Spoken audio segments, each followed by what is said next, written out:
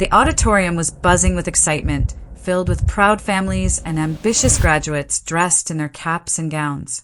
But I felt invisible, like a shadow in a room full of bright lights. Whispers floated past me. Who invited her? She's nobody. It was my own graduation day, yet no one noticed me. I clutched my diploma tightly, heart pounding not from joy, but from the sting of exclusion. I'd worked so hard, pouring every ounce of energy into my studies, but none of that seemed to matter to them. They saw only the girl from the outskirts, the one who didn't belong in their circle of privilege. I sat in the back row, trying not to cry as the speeches droned on. That's when I noticed him, Kai, the CEO of the company I interned at, walking toward the stage. The room fell silent as he took the microphone from the principal and scanned the crowd. His eyes locked with mine. Without hesitation, he pointed straight at me and said, "She's the one who deserves to speak." A gasp swept through the auditorium. I froze, the weight of the moment sinking in. Suddenly, I wasn't invisible anymore. I stood, walked up, and felt every stare on me as I took the mic, ready to show everyone who nobody really was. As I stepped up to the microphone, my hands trembled, but my heart was fierce. The crowd's whispers turned into stunned silence, eyes fixed on me as if seeing me for the very first time. I took a deep breath, remembering every late night, every sacrifice that led to this moment. I was told I was nobody, I began, my voice steady despite the nerves. But here I stand, not because of where I come from, but because of where I'm going. The words flowed, carrying years of pain, hope, and determination. I spoke about dreams crushed by judgment and the power of believing in yourself even when no one else does. The CEO stood beside me, his presence a silent anchor, giving me strength. Faces in the crowd softened, some nodding, others wiping away tears. My voice cracked as I thanked the people who had supported me quietly, the mentors who saw potential where others saw none. By the time I finished, the auditorium erupted into applause, real, loud, and filled with respect. I glanced at the CEO, who smiled warmly and whispered, "You earned this." In that moment, I realized the label nobody had lost all power. I was seen, heard, and acknowledged, not just by a powerful man, but by everyone who had doubted me before. That day, I didn't just graduate. I claimed my place in the world. After the applause slowly faded, I stepped down from the stage, feeling a mix of relief, pride, and disbelief. The same crowd that had ignored me moments before now watched with newfound respect and curiosity. People I hadn't even noticed before approached me, not with pity, but with genuine congratulations and questions about my plans for the future. The CEO caught my eye and gave me a subtle nod, a quiet acknowledgement of my courage and perseverance. As I made my way through the auditorium, I felt a powerful shift within myself. This graduation wasn't just a ceremony. It was a turning point, a moment where I reclaimed my identity from the shadows of doubt and exclusion. I realized that the labels others place on you only have power if you let them. That day, I chose to rewrite my story, not as nobody, but as someone who fought, who persisted, and who earned her place. The CEO's gesture was more than an act of kindness. It was a public declaration that I mattered. It was a signal to everyone that the nobody was now a force to be reckoned with. Walking out of that auditorium, I carried with me a sense of possibility and strength I had never known before. And as I looked toward the future, I knew this was only the beginning of a new chapter, one where I would no longer be defined by others, but by my own voice and dreams. The days after graduation were a whirlwind of emotions. Though the applause and congratulations still echoed in my mind, I couldn't shake the feeling of disbelief. Could this new attention and respect really be mine? The whispers that once branded me nobody had transformed into curious glances and quiet nods. At work and school, people began to treat me differently, some with newfound respect, others with skepticism. The CEO's quiet support became my anchor.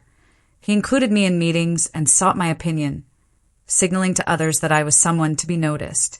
Yet, despite the change, I wrestled with lingering doubts. Was this real or just a fleeting moment? One afternoon, the CEO invited me to a small cafe away from the noise, where we talked honestly about the night of graduation and the challenges ahead. His confidence in me, his belief, chipped away at the walls I had built to protect myself. For the first time, I felt a flicker of hope, not just for success, but for acceptance and belonging. I realized that the journey ahead would not be easy, but I was no longer walking it alone. That conversation was a turning point, a quiet promise that maybe, just maybe, I was worth more than the label I had carried. And with that, I felt ready to face whatever the future held. As the days went by, the shift in how people treated me became more noticeable. Where once I was ignored or whispered about, now I was invited into conversations and meetings I had only dreamed of attending. The CEO continued to be my quiet supporter, subtly standing up for me when others doubted my abilities. Yet, the path wasn't without challenges. Jealous whispers and sideways glances still followed me, especially from those who resented my newfound recognition. I learned to focus on my work and growth, using every criticism as fuel to prove them wrong.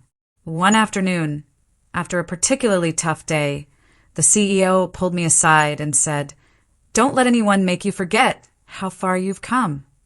His words were like a balm to my bruised confidence, reminding me that resilience is the key to breaking free from others' expectations. Outside of work, our relationship deepened in quiet, meaningful ways. We shared late-night conversations, gentle encouragements, and moments of laughter that eased the tension of earlier days. With every passing day, I found myself believing in the possibility of a future where I was no longer invisible, but seen and valued. Though the journey ahead was uncertain, I felt ready to face it with hope, strength, and the unwavering support of someone who truly believed in me. One evening, after a long day filled with challenges and unexpected victories, the CEO invited me to a quiet rooftop overlooking the city skyline. The night air was cool, and the city lights sparkled like distant stars. We stood together in a comfortable silence before he spoke softly. "I know this journey hasn't been easy for you, the doubts, the whispers, but I want you to know that I'm here, not just as a CEO, but as someone who truly cares." His words warmed my heart, melting away the fears I'd carried for so long. We talked for hours, sharing dreams, fears, and the vulnerabilities we'd kept hidden from the world. In that moment, I understood that love and support aren't about perfection. They're about presence and acceptance. The rooftop became our sanctuary, a place where past wounds softened and hope blossomed. As the night deepened, I felt a courage growing within me, the strength to face whatever came next, no matter how uncertain. Holding his hand, I whispered a silent promise to trust again, to embrace vulnerability, and to never let fear silence my voice. That night marked a turning point, not just in our relationship, but in my own spirit. With him by my side, I was ready to step into the future, uncertain but hopeful, knowing that love in all its imperfect beauty was worth every risk. The days after that rooftop night felt like a whirlwind of change and growth. The CEO's support became more evident and consistent. He began inviting me to important meetings, valuing my opinions, and openly praising my work in front of others. The whispers and sideways glances from before hadn't disappeared completely, but I found myself standing taller, more confident with each passing day. I realized that respect isn't freely given. It must be earned through perseverance, integrity, and quiet strength. Outside the office, our relationship deepened in ways I hadn't expected. We shared quiet dinners at small restaurants tucked away from the city's bustle, took walks under neon-lit streets, and exchanged stories that revealed our vulnerabilities. One evening, he surprised me with a book about resilience and hope, a gesture that touched me deeply and reminded me that the future held possibility beyond my fears. Yet, despite this growing closeness, the shadow of the fiancé lingered, a constant reminder that the path ahead wouldn't be without challenges. Still, with the CEO by my side, I felt ready to face whatever obstacles came our way. That period marked a turning point, a time when I began to believe not only in myself, but also in the power of a love that chooses to stay, even when the road is tough. It was a moment of quiet transformation, where fear began to give way to hope and doubt slowly melted into trust. With every step forward, I embraced the uncertainty, knowing that the journey ahead, no matter how difficult, was one worth taking. As the weeks unfolded, our relationship blossomed quietly but steadily.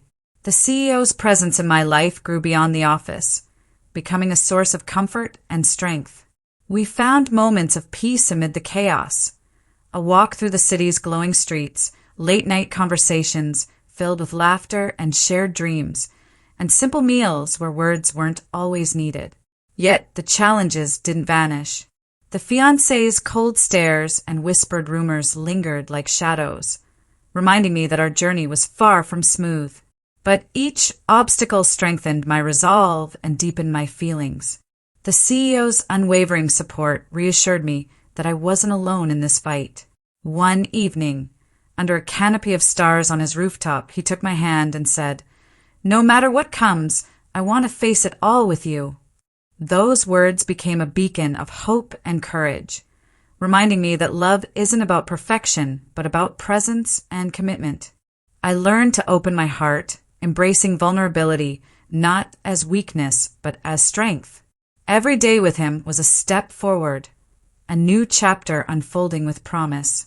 Though the future remained uncertain, I embraced it fully, ready to face whatever came with hope, determination, and the unwavering support of someone who truly believed in me. One chilly evening, the CEO invited me to the rooftop once again. The city lights shimmered beneath us like countless stars scattered across the night sky. The cool breeze carried with it a sense of calm, a stark contrast to the storm of emotions we had both weathered.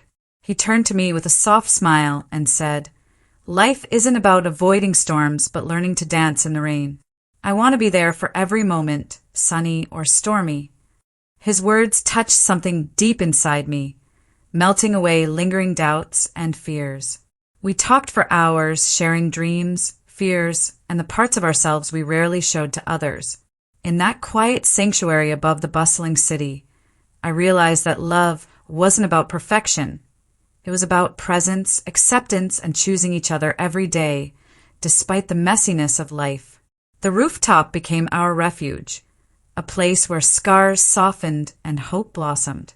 As dawn began to break, I felt a new courage rise within me, the strength to face whatever lay ahead with an open heart.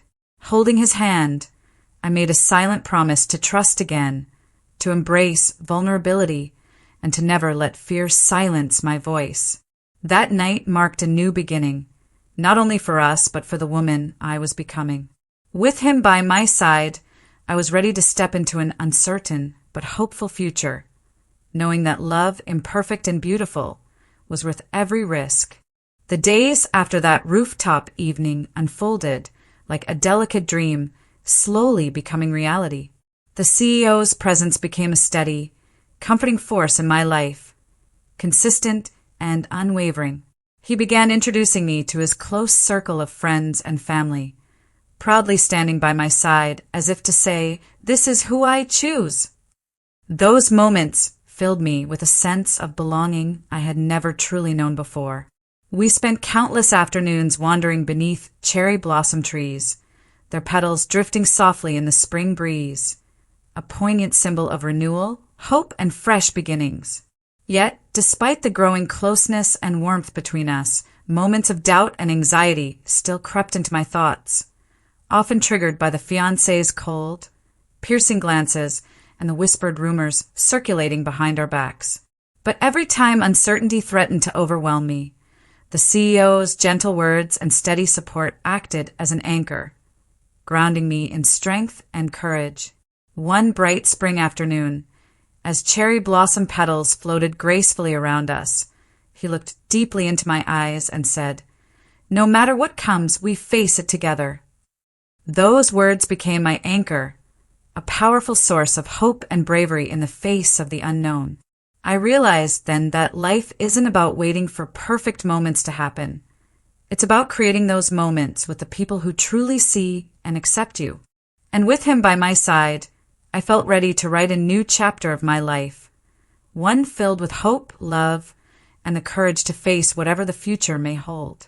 As the days turned into weeks, our bond deepened in quiet, meaningful ways. The CEO wasn't just a powerful figure in the office anymore. He became my confidant, my partner, and my anchor in the chaos. We shared simple moments that felt profound.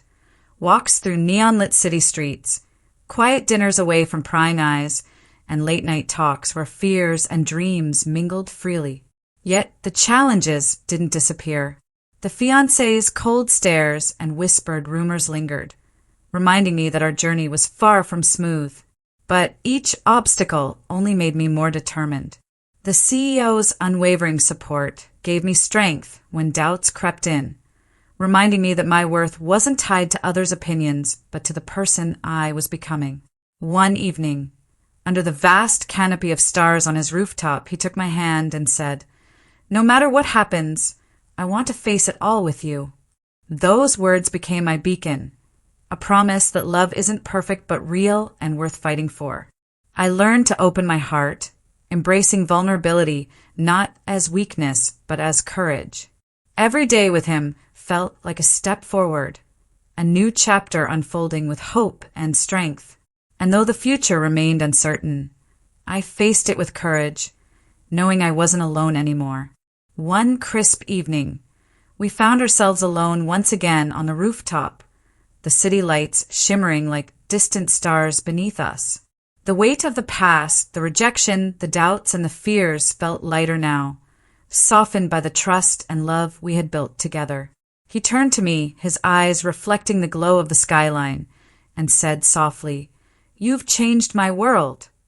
His words stirred something deep inside me, a recognition of the journey we'd traveled side by side.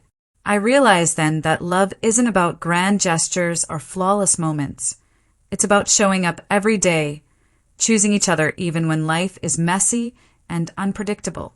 We talked for hours that night, sharing our hopes, fears, and dreams that were still waiting to be realized. That rooftop became our sanctuary, a place where scars softened and hope blossomed. As dawn crept over the horizon, I felt a new strength growing within me, the courage to face whatever lay ahead with an open heart. Holding his hand, I whispered a silent promise to myself to trust again, to embrace vulnerability, and to never let fear silence my voice. That night marked a new beginning, not only for our relationship, but for the woman I was becoming. With him by my side, I was ready to step into an uncertain but hopeful future, knowing that love, imperfect and beautiful, was worth every risk. Months later, life settled into a rhythm both familiar and new. Kai Jr.'s laughter echoed through our apartment like warm sunlight breaking through clouds. Watching him learn to crawl and then take his first steps filled me with a quiet joy I hadn't known before. The CEO and I maintained a cautious distance, communicating mostly through shared care routines and occasional messages about appointments and supplies. One evening, as he held our son without hesitation for the first time, his eyes softened, and he said, "I don't want to miss any more moments." I nodded, understanding that healing isn't a straight path. It's messy, slow, but possible. I still carried scars, the loss of my job, the betrayal, the loneliness of those early months, but now I carried hope. Hope that my son would know his worth isn't defined by the mistakes of others. Hope that he'd grow up seeing a mother who fought, not just for him, but for herself. One day, Kai Jr. will ask about his name. And when he does, I'll tell him everything. Not just the pain, but the love, complicated, imperfect, and fiercely real, that made him who he is. Because in the end, it's not how a story begins, but how it's told. And I'm ready to tell ours with honesty, strength, and a voice that will never be silenced. One quiet afternoon, while Kai Jr. napped, I found myself scrolling through old photos on my phone. Pictures from before the pregnancy, candid moments with Kai at work events, blurry shots from company parties where we smiled but never spoke about what was happening beneath the surface. I realized how much of my life had been compartmentalized, hidden away in folders and memories I rarely revisited. Yet, here was my son, asleep in the next room, a living reminder that those chapters weren't the end of my story. I texted Kai something simple, "Thank you for showing up." His reply came quickly, "Learning every day." For him. It wasn't much, but it meant everything. That small exchange felt like a fragile bridge, unsteady but real. I don't know where this path will lead us. Maybe someday we'll heal enough to call each other family again. Maybe not. But the weight of the past no longer drags me down. I carry it with me, sure, but it doesn't define me. Instead, I choose the moments I create now. The laughter, the quiet mornings, the bedtime stories weaving our own narrative. And for the first time I feel free. Not because the CEO recognized his son, nor because my name was cleared, but because I found my voice. And that voice will never be silenced again. The final moment of closure came unexpectedly on a rainy afternoon. A package arrived at my door, no sender's name, only my address written in familiar handwriting. Inside was a photo album filled with old, unseen pictures of Kai holding me during a company retreat, laughing with colleagues, and from the early days when we believed in something more. Alongside it was a brief, honest letter. I can't change the past, but I want to be part of his future. Thank you for naming him Kai. It means more than you know. Sitting on the floor with the album in my lap, the rain tapping softly against the windows, I felt a mix of sadness and peace. That was the last thread tying me to the man who once erased me, not an apology or a promise, but a quiet acknowledgement. And for me, that was enough. I closed the album gently and looked over at Kai Jr., now playing with his blocks, his laughter filling the room. This story isn't about perfect endings or fairy tales. It's about survival, truth, and the messy, beautiful journey of reclaiming yourself. And as long as I have my voice and him, I know the future is ours to write, no matter what it holds.